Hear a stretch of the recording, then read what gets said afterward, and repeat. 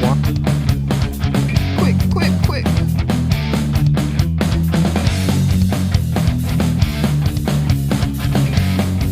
Doing a pose.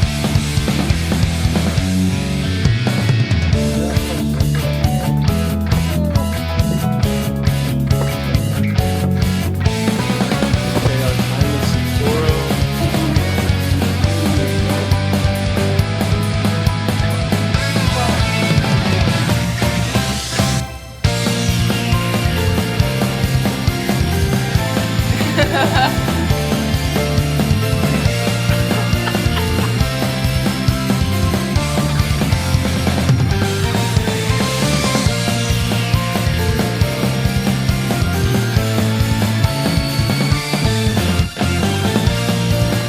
Okay.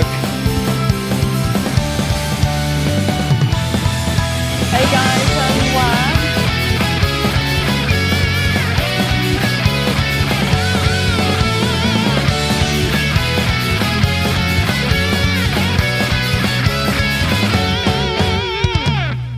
What's new, Captain's Crew? It's your boy Captain Q, and I'm here with. And all we gotta tell you is that dreams do come true. We just went on a 4-day, 3-night vacation in Japan. We went all over the country, except the southern region, but I was born there, so I didn't really want to go back there.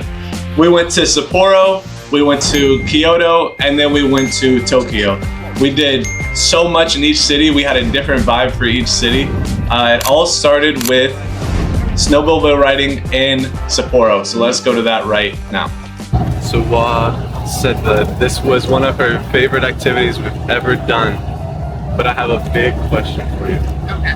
Would you rather ride snowmobiles in Sapporo again or ride horses in Chiang Mai again? Snowmobile. Wow. Me personally, I'm doing the horses. Like, Really? bro, I can't feel my toes. Like, Because I'm a city boy. wearing clothes accordingly, that's why. I might be wearing Air Forces right now, but my feet only started to get cold when we were like up on the mountain.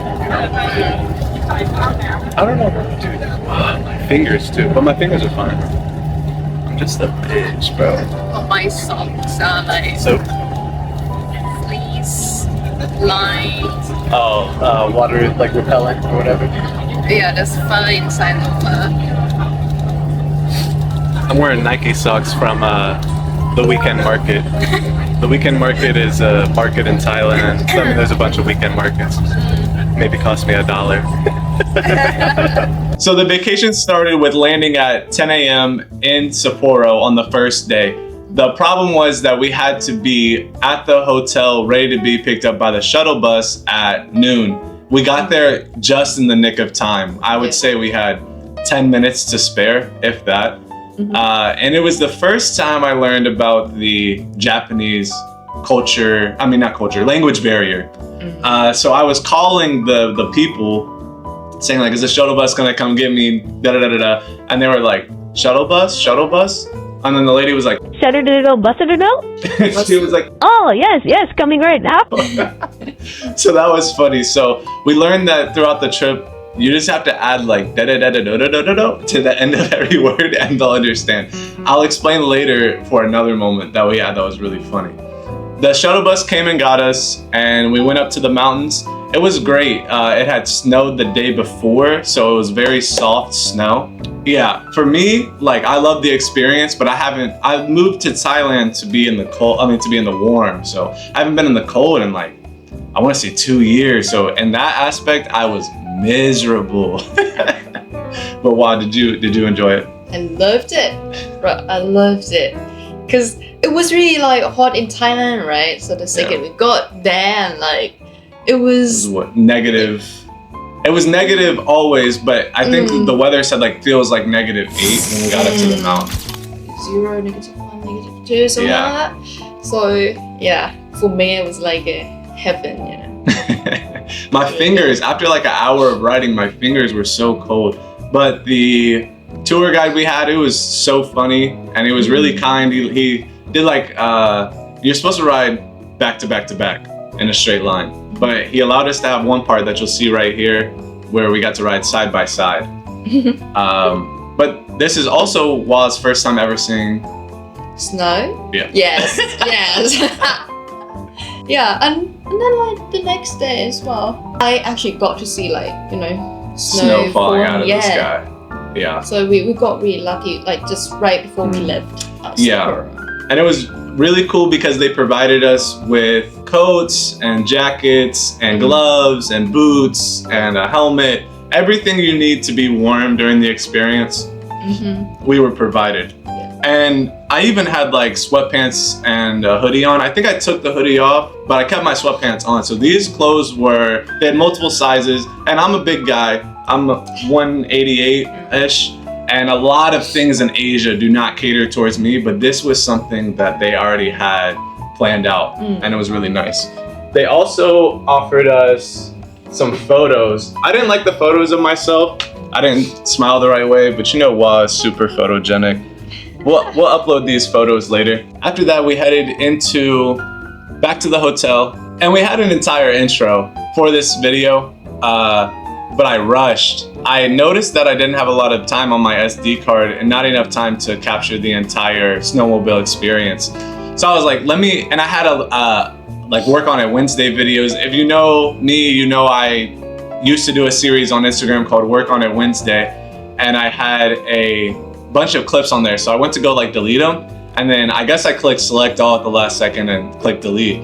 And then I just see like 0 out of 80 clips deleting, and I was like, God, I just messed up. So I deleted the whole intro, but the first clips we start at are right here in Sapporo. After that, we went back to the hotel about 5 p.m. The sun set at maybe 3:30, 4 o'clock. Yeah, but it's winter time. You're on that part. You know, you're really far from the equator. Anybody who lives in a snowy region knows that it gets really cold. I mean, really dark, really early in that time of the year. But I'm not sad. The hotel we had was super nice. It was the Sapporo Prince Hotel, and I had no complaints about that place. They were very accommodating. The room was nice. I guess only problem I had is that I sweat so much during the night, and we had a really thick duvet, and it was like it was cold as yeah. I don't think it matters. Say another cuss word. It was cold. Like 3 times throughout the night, I found myself like completely drenched in sweat, like not a normal amount. Like I had just got done playing a 48 minutes of a basketball game, kind of sweat. And even one night I got up and like got a towel and like wiped myself off and got back in bed. The entire bed, like I could have peed and disguised it as, oh, I sweated last night. That's how wet the bed was. After that, we headed to a local mall. We took a nice walk through the city. Wa didn't have like winter shoes. So the snow on the ground was like very compact down from everybody stepping on it. It was very slippery. Yeah, she kept like sliding. Even I slid a few times. I was wearing like UGG boots, so I mean, I'm not wearing like the best shoes, but I had shoes meant for some cold weather. It was so cold the way there. For me, like in the cold, after like 10 minutes, I was like, I'm ready to go inside and be done. But Wa was like, I could walk for hours. Yeah. It was chilling. Yeah, it was cool. I feel like the cold kind of slowed my metabolism down. So, you know, I could just keep walking. Yeah. I wanted to surprise Wa with a meal we had seen all over TikTok and Instagram, which was amu rice. But the amu rice we went to wasn't what TikTok showed. But that's okay. I still enjoyed every meal that we had there. The thing about some Asian foods with me is that after a while, I can only eat so much. So I did have to leave a few plates like half eaten, but that doesn't mean I didn't enjoy every meal. There was a very nice Christmas market in Sapporo, next to the Sapporo TV tower. It was like right under it. The tower was really big. One thing I had forgotten is that they have a whole restaurant like in the tower you could take an elevator up to, but obviously we didn't go there. The market was nice. They had mulled wine. Quincy never like had it before. I don't even think I've heard about that before. Like a wine that you heat up and drink. Not mulled wine. I'm sorry. Mulled. M-U-L-E. we had mulled wine, and we had hot chocolate. That was really nice. And Wa also had her first churro, which she wasn't a fan of. So I feel like I have to give her, maybe one day we'll go to America and we'll go to a like state fair. That is where she will get the best churro that I can provide for her. Because I'm not taking her to Disney World. I know Disney World got some good ones, but no, I'm not going there. Day 2 consisted of us starting the day off in Sapporo, and we took a walk through the city. Initially, I told Wa that there would be a bit of a time crunch, so we shouldn't risk it and take the luggage with us. And Wa said, no, let's just leave it here. And I was like, okay, why not? 3 minutes into the walk, I was like, wow, you are a saint, because it would have been impossible to drag luggage through that the whole snow. Yeah. We went and got our first bowl of Japanese ramen, and man, ramen never misses for me. And in Japan, it was just so much, even more of an experience. It was a bit confusing at first because you had to order it off of a screen. It seems like everything was self-service there. Yeah, there was a lot of self-service stuff, and you know, dumb foreigners don't know how to work anything. So I don't think we ever got like kind of like a diss or like a bad attitude from any workers. They were very helpful, like along the way of any question or any request we had to have filled. So that was a very nice feeling from Japan. Yeah, after that we walked back. We took some really cool pics in the snow. We took the train back to the airport. It's about a 45-minute train ride from the CTS. I don't know the name of the airport, CTS. And it was like 45 minutes from downtown Sapporo to there. It was very cheap, and it was nice. One thing that also was like immediately noticeable is like, do not talk on the train. Like, it was so quiet. And I think around that time I also started to realize that people only wear black in Japan. I was expecting to see like so many fashionable or like dripped out people, but we didn't really see that until we got to Tokyo. Yeah. When we got to the airport, we flew domestically to the next city with Peach Airlines. And I am going to give Peach Airlines the worst review that they've ever received right now. We show up maybe about 10-15 minutes before the gate opened, which is completely fine. So we waited on the side, took a bathroom break, and then that's when we instated our first rule. Actually, so we do have travel rules now that I made for Wa. Yeah. To backtrack a little bit to the Sapporo hotel, Wa made her name the reservation. Wa's government name is 31 letters, 31 characters long. Thai, I don't speak Thai. They don't speak Thai. Our common language is English. So Thai to English to a Japanese person is impossible to get her name out. And the problem is that we were checking in at 10 a.m. Most places don't allow you to check in until 2, 3, 4 o'clock in the afternoon. Yeah. So they would always ask, what's your name? And we would have to be like, can we spell it? And Peach Airlines, do not fly Peach Airlines if you don't have to, because we didn't have to show our IDs at any point. I could have been a fugitive on the run and gotten on this flight A-okay, identifying as a different person. All I had to do was type in my passport number. I didn't have to show anybody. I didn't have to show anybody any ID. You know what I'm trying to say. And then let's say the flight was supposed to leave at like 3:45. At like 3:55, they came on the intercom, was like, your flight's gonna be delayed. Like, yeah, no doubt. And they left us like wondering the reason. Well, I guess the reason was that the plane was late. Due to the snow. Yeah. Due to the heavy snow. Yeah, it was snowing pretty bad that day. And even when we showed up, it was like, sorry for such and such airline, your plane will be canceled today because of the heavy snow. So like when we showed up, I was kind of scared about that. But our flight was only delayed. They would come on about every 15 minutes after that and say, your flight's delayed, we'll give you an update in 15 minutes. Come back 15 minutes later. Your flight's delayed, we'll give you an update in 15 minutes. This went on for about an hour. And then after that, they said, okay, in 30 minutes, we're gonna start boarding. Also during that time, they left a door to the outside open. And you'll see right here, you could see my breath coming from my mouth, obviously. So that was not an ideal airline. Once we got to Kyoto, we saw our very first ever, and it wasn't in Shibuya, a Shibuya meltdown. A Japanese working class man in a suit. He was sauced. He was walking around like this. He was like completely sauced. Oh, okay. Yeah, I did not see that at all.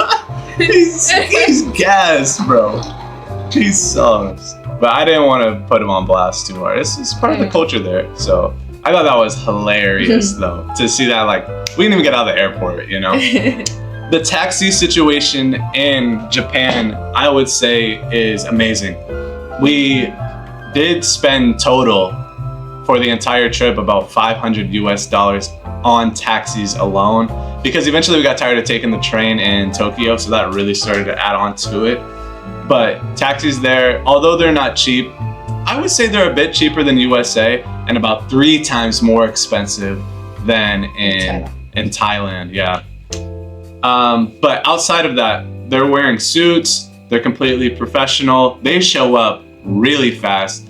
They stick to the map, they don't detour, they're not playing around about their taxi business. So from the airport, we took a train it was about an hour and a half from Osaka. There's no there was no big airports in Kyoto that we could land at, or that wasn't convenient to the time that we were trying to land at, if there is one. So we took a train for about an hour and a half up to Kyoto from Osaka. We landed at the KIK airport. We got to our hotel, Brighton Hotel, Kyoto, or maybe Brighton Kyoto Hotel. We saw one of the best Christmas trees of the season. Okay. Wah stole 2 coins from me, and then I asked her for the 2 coins back, and she acted like she didn't have them. and then I was asking this at the receptionist table, and then she leaves. We go to stand up to leave the receptionist table, and from her lap or from her purse, the 2 coins fell. And I was like, well, I think we figured that one out. But it was just funny because I'm notorious for misplacing stuff, so. The 9 times out of 10 when that happens is because I actually misplaced the coin. So I felt good in that moment because it was my 1 out of 10. It was very nice. It was very much a businessman hotel. The hotel room we were in had a desk, and it seems like somewhere you could easily conduct telework out of.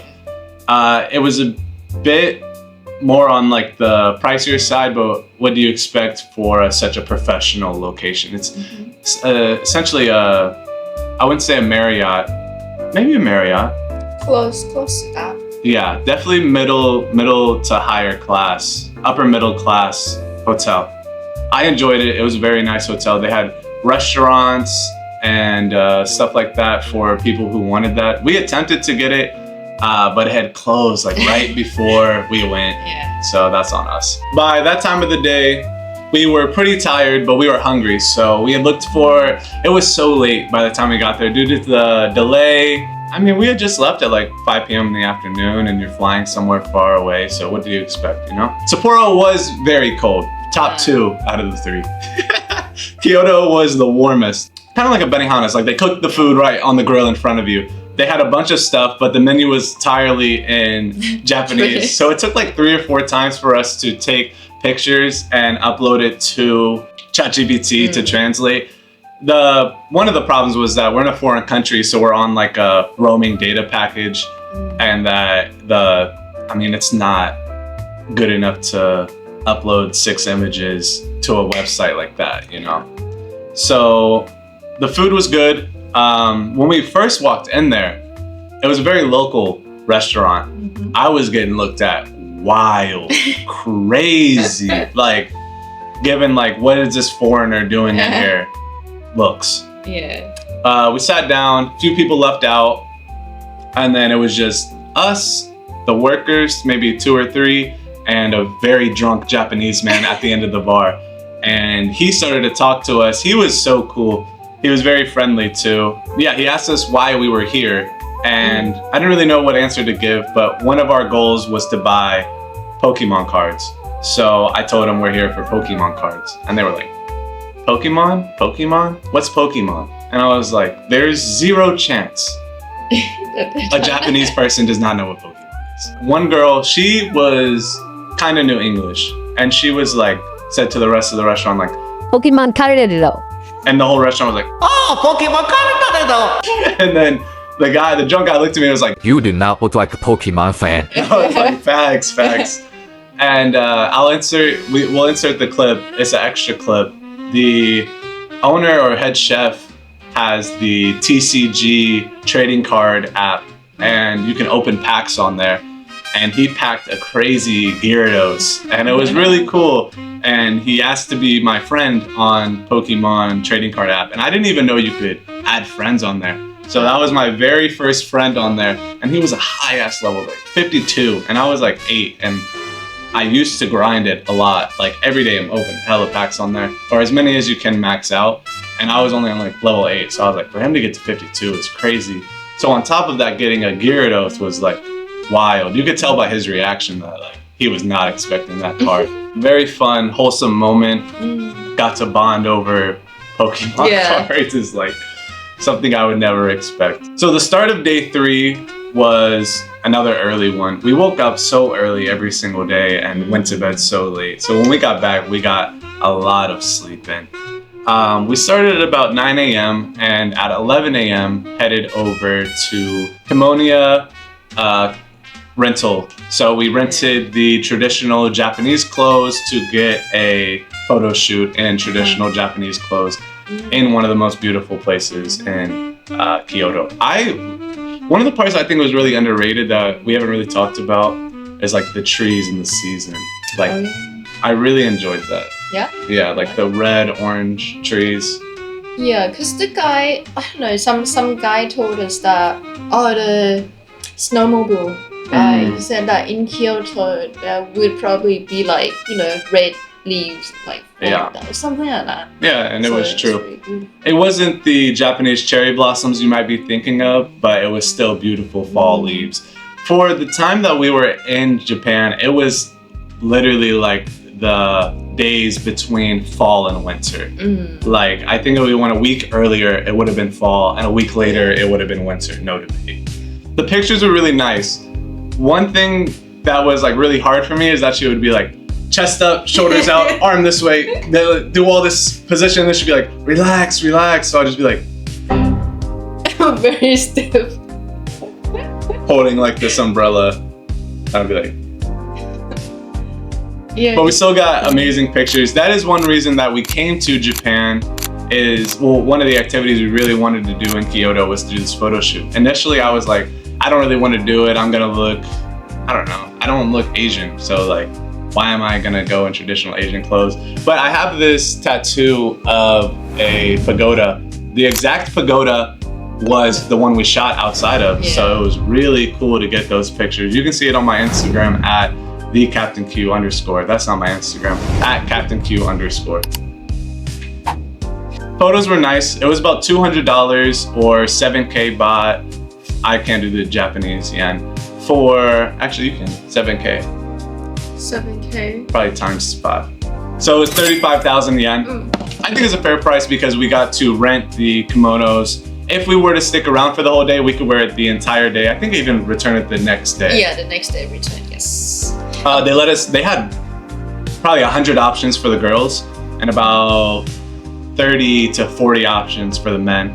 Obviously, I didn't want to pick my outfit. I'm gonna let Hairstyle also included. Yeah. All the accessories, like bag, sandals. Yeah, and it came with a few layers of each. They provided socks, they provided undershirt, they provided underwear. So it was really good. One thing I didn't anticipate is that I guess you gotta be skinny for this stuff. They would put like a wash rag. Yeah, like fold it like 3 times. Yeah, like a medium-sized towel. Fold it 3 times and then so you gotta like the whole time you're out there. It's worse than corset, I think. Worse than a corset. Nice. Took really great photos, and the area she wanted to take us to wasn't this area of the pagoda, and I had requested that we went there. And like I said, any request we wanted, they fulfilled. So we took about a 10-minute walk over there, and she extended the photo shoot for about 30 to 45 extra minutes for no extra charge. And they gave us back, what, 2,000 photos? 200? 1,000 actually. Gosh. Because initially we would only get like 100 photos each. Yeah. But she sent us almost 1,000. Yeah, 1,000 photos. So from that, I think we were allowed to send back about 20 and they would edit. But the edits were very funny. Like they did face touch up and all stuff like that. It was very Asian style. Like, Yeah. So they style you and do all stuff. Like, I think it was worth the money. After that, we went back to the hotel, packed our bags, and headed to Tokyo. So at this point of the trip, it is the third night, and we arrive. It is nighttime of the third day. I guess that's still the third night. It was about 10 p.m. when we arrived, and if you've never been to Tokyo, I highly, highly, highly recommend that you do your research on how to navigate the train system there before you arrive. We made the mistake of not doing that. The other two cities, Sapporo and Kyoto, it was very easy because it was like one track. But Tokyo is like 3-4 tracks on 2 to 3 levels. So you have to know where you want to go and what you want to do because it's not English friendly at all. We had asked the subway worker, I guess that's the word for it, like what we got to the right track and then what side to go on. He pointed us in the wrong direction, probably because I didn't provide the correct information. So about 10 to 15 minutes into the train ride, I go to check and we are going the opposite direction that we need to go in. And I'm very tired at this point, so I just said, let's get off and get a taxi back. That ended up costing me about $130 for the taxi ride from where we were going. And if we would have just taken a taxi there, it probably would have been like $75. So just be very careful because it can be a costly mistake if you're on a budget. For this trip, I put aside a lot of money, so it is what it is. I don't mind paying for convenience when I'm on a vacation, especially when I'm tired and in a place that is not English friendly. We got to the hotel that night and it was very hard to find. There are so many. Tokyo is so populated. It is so many side streets or so many sois, and then there's side streets on the side streets. And then like the hotels within there are like kind of tucked away and hidden. We didn't stay in a hotel, we stayed at an Airbnb. Yeah, it's kind of like Airbnb. Yeah, so it was like, this was the first place that we didn't have to check in. We just got the instructions from trip.com, I think. And those were kind of given to us a bit late. But that was no big deal because we received it in time. But make sure you're on top of that, because if we would have showed up and then looked for it, we probably would have been out of luck for that night. And that would have been a nightmare. It wasn't Tokyo. This was the coldest moment for us in Japan. It wasn't that Tokyo was cold, but the streets are just wind tunnels. So when that wind picks up and it's just hitting you in the face, I wanted to there was like a river. It was like walk on the street, and then there was houses, or walk next to the river. So I was like, let's go walk next to the river. That was, with the water picking up on that, like, I mean, we didn't get water in our face, but it did not help. It was freezing. It's very windy. And I don't know what neighborhood we were in. I can put the name right here. But the area, everybody was drunk. Everybody was drunk. Like, stumbling home. It seemed low-key dangerous. And that's when Wa kind of pointed out something to me that I didn't really notice, is that Tokyo is depressing. Like, if you live there by yourself and you can only work all day, it can get very depressing there. Because although you have all the people around you, it can definitely feel lonely there. That night, I was at the point where eating Japanese food back to back wasn't like, it's not that I was having a bad bathroom time, I was just having a hard time just getting the food down in general.